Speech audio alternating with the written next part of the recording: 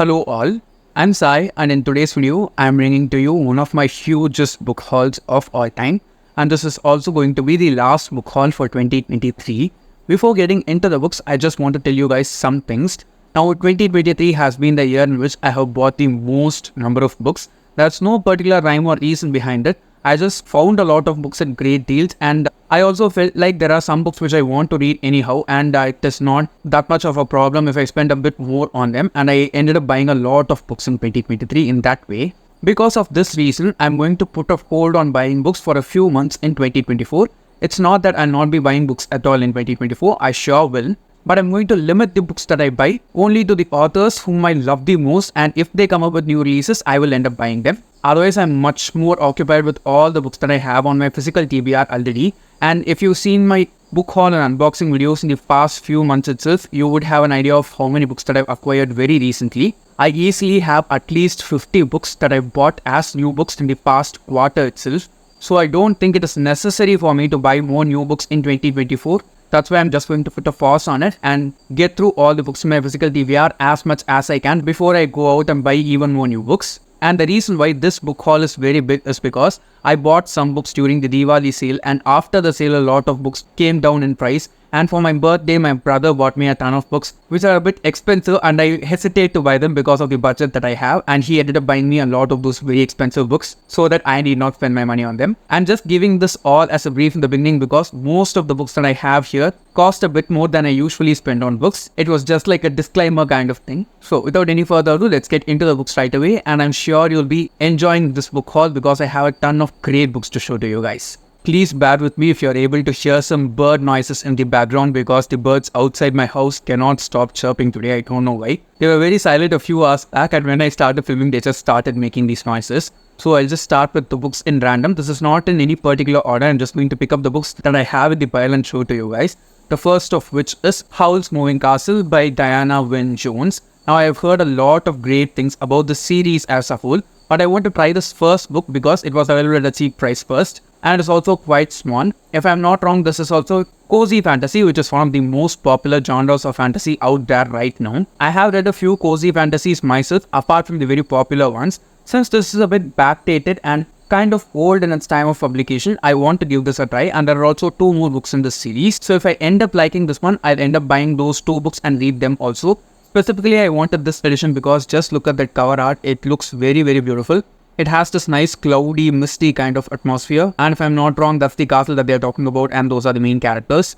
If any of you guys have read this book or watched the movie adaptation of this one, please do let me know down in the comments what I can expect from this. At the same time, if you've read any of the other books that I'm talking about in this book haul, don't forget to let your opinions of them in the comments without any spoilers so that I get an idea of what I can expect from them. So this is the first book. Next we have a standalone Indian fantasy book. I'm not sure whether this is YA or adult, but I'm very much interested to read this because it is very difficult to find pure fantasy books in India that are not based on any kind of mythology, and I was able to find this one only, and it is The Yogi Witch by Zorian Cross. Now the basic premise of this book is that we have our main character Jay, who's a yoga instructor and tarot reader by day, and at the night he is transformed into this witch who ends up killing demons and saving the world from them. I personally have read very few books that have a male witch in them. Now witch is just a term that is used in common. It is gender neutral, and not all witches are females. There are male witches too, and this particular main character in this book is a male witch, and it is also a queer book, so it just interests me a lot more because Indian books do have queer characters in them, but I have not seen any Indian standalone fantasy that has a queer main character. Though all of these sound like kind of marketing gimmicks to me, I want to give this a try because the blurb of the book from the back cover does sound very promising, and I've not heard that much about this book. Instead of reading Samsara, if I had known about this, I would have read this in the beginning of the year itself. But it's okay, better late than never. I'll end up reading this as one of my first books in 2020. Next we have a YA contemporary book, and I bought this for a very cheap price again. It was under 100 rupees for a single day on Amazon, and I grabbed a copy. The ratings for this one were also pretty high. Before buying the book, I did not look up for the synopsis of the book in any way, but I was sure that this was going to be good because the ratings were really high for most of the reviews that I saw for this book, and it is We Deserve Monuments by Jass Hammonds. In this book, we follow a black queer girl in one of the southern states of America, and it deals with a lot of things that go on with her family, her being affected by racism, and also the love that she experienced for the first time in her life. From the blurbs that many authors have given in the back cover of the book, I can see that this is a story that has both romance as well as a lot of familial bonds attached to it. As I've said many times before, I like stories which have a nice connection with the family, and I personally think YA books need to have more of it. So I think I will enjoy this one. Also, the cover of this one is gorgeous, both the front and the back. I'll try and read this as soon as I can.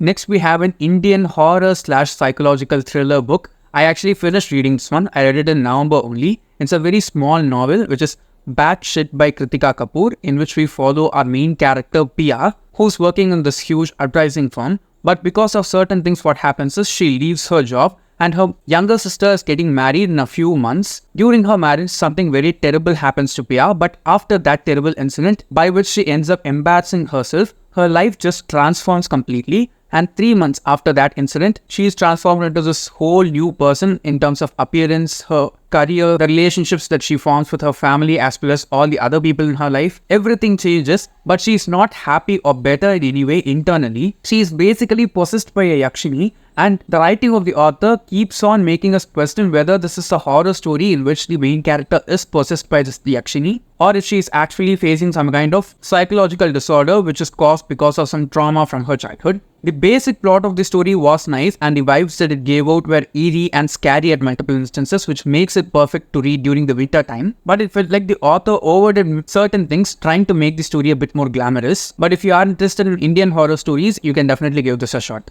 Next, we have an adult fantasy book that is by one of my favorite authors, and this is also the first book in a duology, which is Wishes by Schwab. Now, the second book of the series is Vengeful. I did not buy it because this was again available at a cheaper price than it is usually, and I rather bought it for my birthday as one of the books. Now, in this series, we follow two friends, Victor and Eli, who have been best friends ever since college, and the basic way in which magic works in this series is anytime a person has a near-death experience, that is, if their heart stops for a second and then starts beating, or if it misses a beat and then starts beating in such a way that they die for a very small amount of time and get back to life, they get these very unusual, very powerful abilities to wield magic inside the world. Both of them experiment with a lot of such things, and one such time, this experiment goes very horribly wrong, because of which one of these two friends ends up going to prison. And after that friend gets released from prison, he comes out and tries to kill this other guy who used to be his friend and is now his enemy. I've heard the character development in this one is good, and more than the second book, the first book is much better.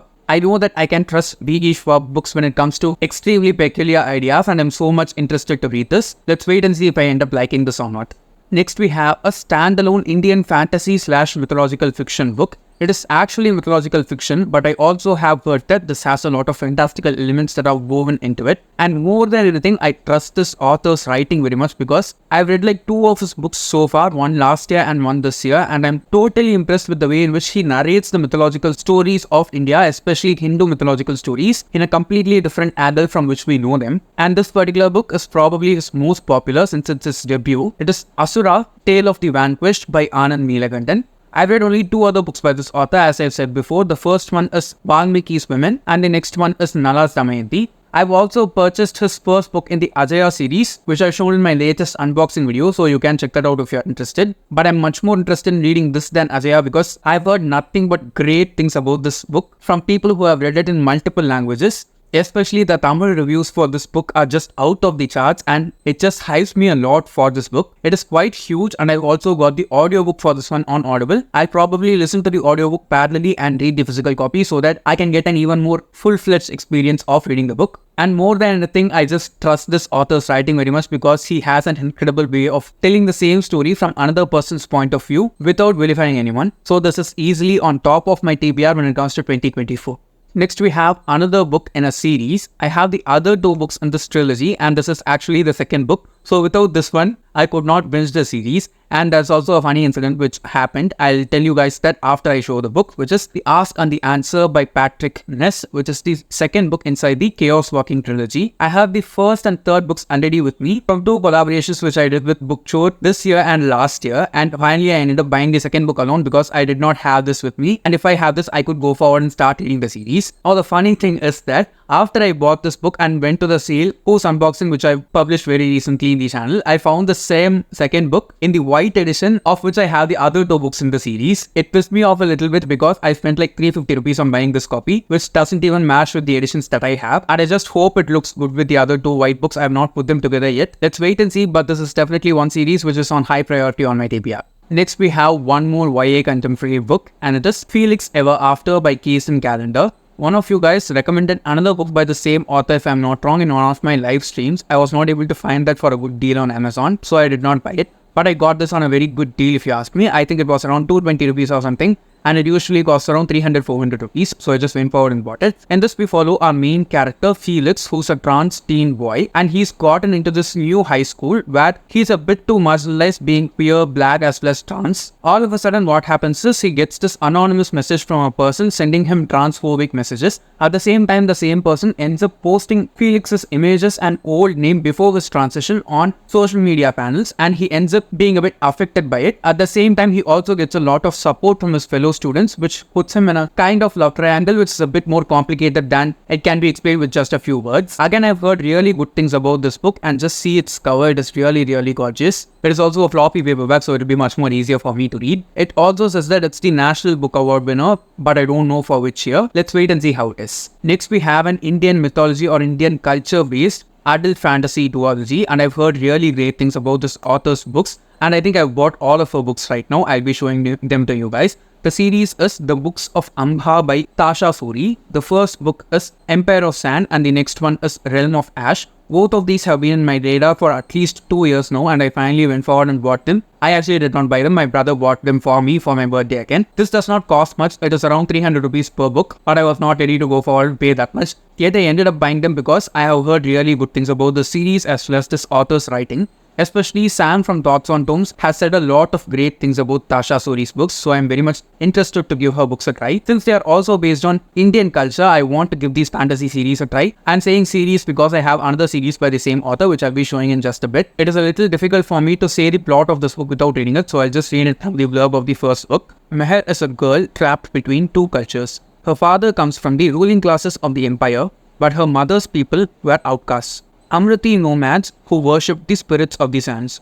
Caught one night performing these forbidden rites, Meher is brought to the attention of the emperor's most feared mystics, who try to force her into their service by way of an arranged marriage.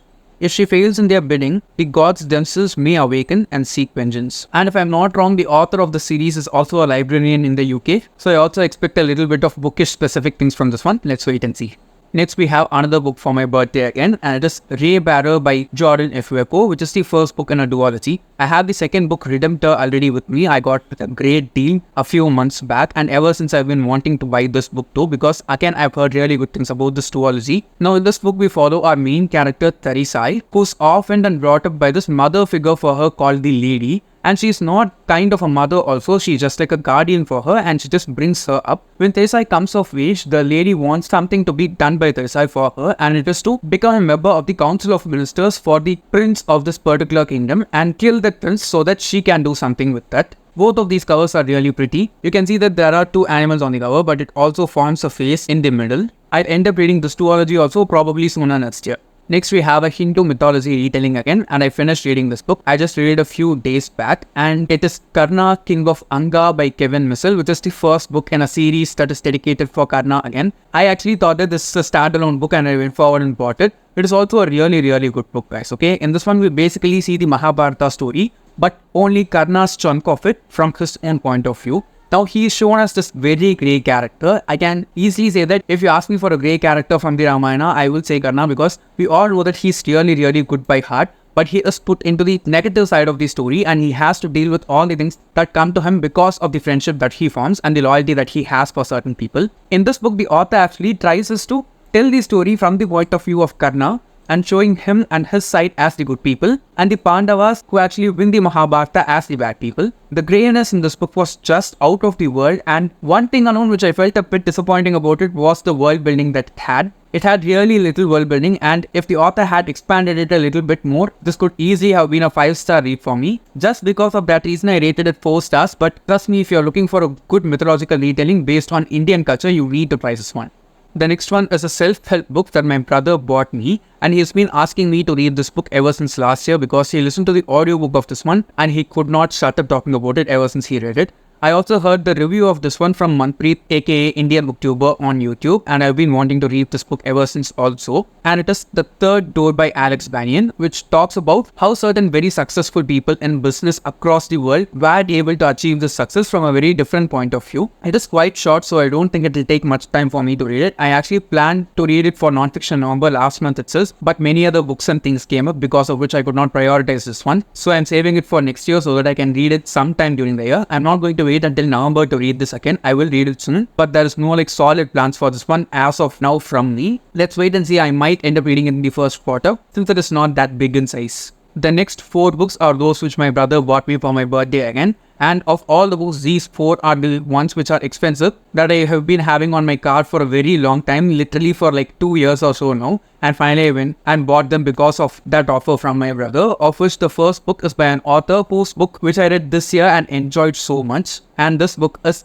Babel by R.S. Kwong, which is the second book by the author. Not actually the second book, it's the 4th book, but after the first series, this is the second book by the author. Now I read Yellow Face by R.S. Kwong in July, and trust me, it was one of the best books that I've read so far this year. And by far from all the people that I've heard talking about R.S. Kwong's books, Yellow Face is her most easy book to read and most simple story. If she could make that itself so much entertaining, I just want to see how much both Babel as well as the Poppy War trilogy can do for me, because I have really high expectations when it comes to R.S. Kwong from now on. Since I have this on my shirt, this is definitely going to be read by me pretty soon. It is a huge book, I know, but I also know that if I start reading this book, I'll not be able to put it down from my experience from reading Yellow Face. Another thing which I want to talk about this book in specific is this edition. Just look how beautiful it is. The US edition is nice, but I just like the way in which this foiling is done in the middle. And usually book names are not spelled vertically in English books, and if I'm not wrong, this is the only book which I have as such on my shelf. I also wanted to buy a hardcover copy of this one only, that's why I had not bought it for so many days. So finally when I got an offer from my brother, I just jumped on it and purchased this for myself.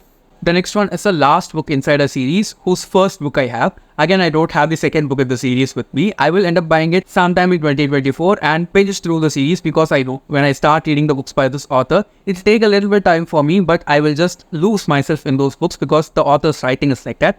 And the book is Dreams of Gods and Monsters by Laini Taylor, which is the 3rd book inside the Daughter of Smoke and Bone trilogy. I have the first book, Daughter of Smoke and Bone, with me, and I don't have the second book alone. I could have actually bought it, but it was way too pricey for a book of such size. I think it is around 400-500 pages long, but it cost nearly 600-700 rupees as a paperback copy, so I just kept it as such. And this one was available at a lower price. I think it was for 300 or 350 rupees. So when I got the opportunity, I did not want to miss it. So I just went forward and purchased it. I also like this edition of the series and the latest one, which has those beautiful colorful covers compared to the original covers of the series. So I'll probably buy the second book and binge through the series as a whole, because I know if I start reading Laini Taylor's writing, I will get lost in this world. So I'm super pumped to read it. Next we have another adult fantasy series that is based on Indian culture again, and it is also by Tasha Suri, which is the Burning Kingdom series, of which the first 2 books are The Jasmine Throne and The Oleander Sword. The 3rd book, The Lotus Empire, is to be published in 2024 if I'm not wrong, and its cover is also not yet released. And I've been craving to read this series ever since 2021, guys, okay? Just look at the covers of both of these books. They just scream Indian culture, because both of the books have women in saris as their center images, and I'm pretty sure that I will end up loving the series because I've heard nothing but great things about it. It is also, if I'm not wrong, one of the most underhyped series on BookTube. So I want to go forward, read it, and talk about my opinions of the series with you guys, so that we can all start reading the series as a whole and try to take it to a larger audience if it is worth it. Now I've been seeing this particular thing from this particular publishing house alone, whose books are way too expensive for us to buy here in India, and this Orbit. I know Orbit's books are really popular, especially in the US, because they are based off that market and they publish really good fantasy books only. But to buy them here with such high prices is very difficult. That's why I don't even have the Broken Earth trilogy completely with me, because it is also from Orbit. Every book from those at least 500 rupees very easily, even on Amazon. And if you go to the MRP, it is much higher than that. You can see both of these books are not that big, right? But each of them cost around 500 rupees, which is a bit too high if you ask me. So if Orbit starts publishing specially for India, I think it would be much more profitable for us as readers. And I thought that these two would be huge of paperbacks, but they were just the normal size. It's okay though, I'm so much pumped to read this series. Let's just wait and see whether I enjoy them or not. Next, we have a non-fiction book, which is The First Cell by Azra Raza. Now, I have not heard anything about this book, but it was available at a very cheap price again. I think it was around 60 or 70 rupees for a particular day on Amazon, and I found it through Broke Bibliophile's page only on Instagram. And when I went forward and read about the book, I was very much astonished and interested to read this book, because it is a book about cancer and what all we can do in order to prevent ourselves from it, despite it being spread across generations if one person ends up having it in a family. Now, I am the child of a cancer survivor, and anything that talks about the disease and how we can handle it and make ourselves as well as the people around us aware about it interests me a lot, because I know its effect on a family rather than just one person who's being affected by it. I'm sure that there are many other such diseases like that across the world, but when a person inside a family is affected by cancer, it doesn't just affect them, it also affects the family as a whole, or all the people that are associated with them in a mental way to a very huge extent. I'm very grateful that my mother is there with us still and she had a good recovery, and I just want to make other people aware about the things that we can do on a daily basis or regularly in order to protect ourselves from it, even though there is no 100% guarantee for anything. At the same time, when someone is suffering from the disease, we need to be there for them and provide them with the required comfort and confidence, because that is more than anything which is necessary for them to battle through and get over the disease. So I think I'll be learning a lot of stuff from this one, which I can pass on to other people as knowledge. Let's just wait and see how it is going to go. The next one is a thriller book by an author whose previous two books that I've read and enjoyed, and it is A Slow Fire Burning by Paula Hawkins. I'm sure all of us knows Paula Hawkins because of The Girl on the Train. I read that as her first book, and then I read Into the Water. Into the Water is not as popular as The Girl on the Train, but I think it is underhyped. Now, when I found this one also at a very great deal, I think it was just around 59 rupees for a few hours alone on Amazon. I found it because of following Broke Bibliophile's account. I just went forward and grabbed the copy. Now, it is also a floppy paperback, so it's going to be much more fun and easy for me to read it. I've been reading less and less thrillers lately, so I want to go forward and read a lot more thrillers in 2024, so I've added a few thrillers on my physical TBR itself so that I can go forward and pick the books without any hesitation and without giving any reason. Now, I've read the blurb of this book and the synopsis about the story, but I don't think I'll be able to properly articulate to you guys, so I'm just going to read it from the book. Here it goes. What is wrong with you? Laura has spent most of her life being judged. She's seen as hot-tempered, troubled, alone. Some even call her dangerous. William knows that just because Laura has witnessed leaving the scene of a horrific murder with blood on her clothes, that doesn't mean she's a killer. Bitter experience has taught her how easy it is to get caught in the wrong place at the wrong time. Carla is reeling from the brutal murder of her nephew. She trusts no one. Good people are capable of terrible things, but how far will she go to find peace? Innocent or guilty, everyone is damaged. Some are damaged enough to kill. Look what you start. Now, just like the other two books, this also seems to be revolving around a person who has been killed, and I personally have not been able to guess the murderer in both of those books if I'm not wrong, to my recollection. So I think the same thing will get repeated here too. Let's just wait and see. This book cover looks a bit cool because you're not able to see the person as such, but if I bring the book's cover nearer, you can see a person's face being hidden in the smoke here, right? So let's just wait and see how it is going to be. Next, we have an illustrated book, and the MRP for this one is around 299 rupees, and I got it for just 49 rupees on Amazon. During the same time, I bought the previous two books that I talked about, and it is Coral Women, written by Lubaina Bandukwala, illustrated by Sanket Petkar. Now, just see the cover of the book itself. It is very vibrant and very attractive, and in this book, we basically follow our main character, Uma Mani, who's this woman in her 50s, and she's also a coral painter, and she dives deep into the sea and explores all the coral reefs of India. And this book is also educational in a way in which it talks about how the coral reefs in our country have formed, where all they are available, and how they are being affected by the human activities across the country right now. How the effect that they have is affecting the marine life of our oceans also. At the same time, how this effect on the marine life is in turn affecting the coastal communities of our country. So I think it is not just going to be beautiful in its way of expressing the story, at the same time very educational and social in written in stone since it is addressing such issues which are not usually talked about much in any kind of media. It is also a very tiny book, so I think I can finish this in just a single sitting itself. Let's wait and see. So if you could still find this for such a cheap price, I'd just say go forward and buy it because its quality is really good.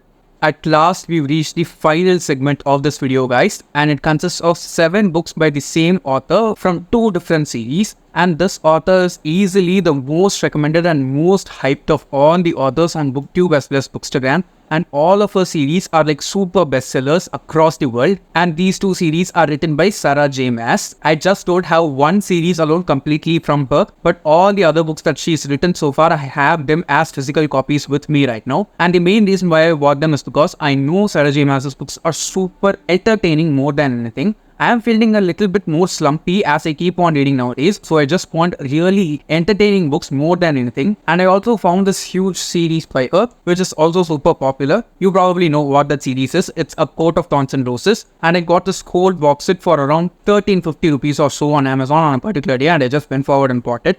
Now, I personally am not a huge fan of this edition, but all the copies inside this one are floppy, so I'm more than excited to read from this box set. And I also plan to make review and discussion videos for each and every one of the 5 books in this series in 2024. So if you're a fan of Sarah J. Maas, please do check out my channel and consider subscribing if you've not yet, because I have a ton of Sarah J. Maas videos coming up pretty soon in the channel. I'll just show you all the 5 books so that you get an idea of how the edition looks. Book 1, A Court of Thorns and Roses. I personally think this read could have been a lot darker. Book 2, A Court of Mist and Fury, which is the most popular of all the 5 books inside the series. And I've also read the series only up to the second book. I listened to the first 2 audiobooks, so I'm going to continue on with the series. I'll reread the first 2 and then continue on with the series so that I can make dedicated reviews for each and every one of them. Book 3, A Court of Wings and Ruin. Book 4, A Court of Frost and Starlight. If I'm not wrong, this is not a main book inside the series, but just like a collection of short stories or novellas. And the last published book inside the series, which is A Court of Silver Flames. I personally don't believe this is going to be the last book in the series because it was supposed to be a trilogy and she added on 2 new books to the series. And I've not heard any such talk that this is the last book inside the series and it's not going to continue on. So let's just wait and see. It is also super huge, but it is a floppy paperback, so I think it will be much easier for me to read than any of the other big paperbacks that I have on my shelf. And the last 2 books inside this book called At Last. Okay, finally we are going to end the video. These 2 books are from the Crescent City series by Sarah J. Maas again. The 3rd book inside the series is coming out in Jan 30th. I thought of pre-ordering the hardcover copy of that book, but after I bought these 2 as hardcovers, which cost a lot more than usually what I ever spent on books, the price of that hardcover just went so high, and the pre-order for the hardcover is not available for the price of 610 or so, in which it was right now. So I'm very pissed at it. I hope it will get back to that amount before the book gets published so that I can pre-order it and have all the books inside the series as hardcover copies. So the first book is House of Earth and Blood, and the second book is House of Sky and Breath. Now both of these are hardcover copies and they cost a lot, guys. Okay, I will just tell the approximate price of them. This cost around 2000 rupees and this cost around 1000 rupees. But I was able to buy them as such because I was in this very low mood after buying the books that I thought I have spent so much money on just 2 books, because I don't spend more than 1000 rupees. 1000 rupees is like way too much for me, even for my most favorite authors itself. But I want to have the series as physical copies with me. And I've also decided not to buy books for a few months in the next year, right? So I just thought that it is okay and I just went forward and bought it. But when I got the second book as a copy, it was damaged, okay? It is damaged still inside, you can see, right? The end papers are torn and the dust jacket has a lot of scratches on the front side. When I show it to you like this, it doesn't look so, but it is a bit damaged, and I could not place a replacement for this one also because they did not have it in stock. So they just refunded me the amount and I was able to keep the book for free. The copy is not that great, but for these 2 books together, I spent around 2000 rupees, which is a lot more than what I would spend on a Sarah J. Maas series. But it's fine though, because I'm planning to make review videos for these 2 also, as for the Court of Thorns and Roses series. So I think it is worth it, and I also heard really good things about both of these books inside the series. I'm just crossing my fingers and I hope that I get the 3rd book also as a hardcover copy. Hopefully at not a high price as I spent on these. So yeah, again, I'm super excited to read this series too. So yes guys, those are all the books that I wanted to show you in this book haul. And the main reason why I waited so long and collected all these books together and display them to you guys in this book haul is specifically because I want to let you guys know that these are all the books which I'll be reading in 2024, so that you can also go forward and buy those books if you are interested in reading them along with me. I will be updating them as I read them on my Instagram as well as Goodreads starting in 2024, so that if you are interested in reading the books with me, you can definitely go forward and do it. And I'm pretty sure that I'll not be buying any more books for the rest of the year, except when it comes to like very huge deals. So even though it pains me to say, you'll not be getting book hauls for a few months in the future. So I hope this book haul satisfied all that lack for the next few months. I hope you enjoyed watching the video, and if you did, don't forget to give it a thumbs up and also share it to your friends. And if you want to get more content from me, do subscribe to the channel because I have a lot of fun content coming out in 2024. Until then, thank you so much for watching and have a great rest of your day.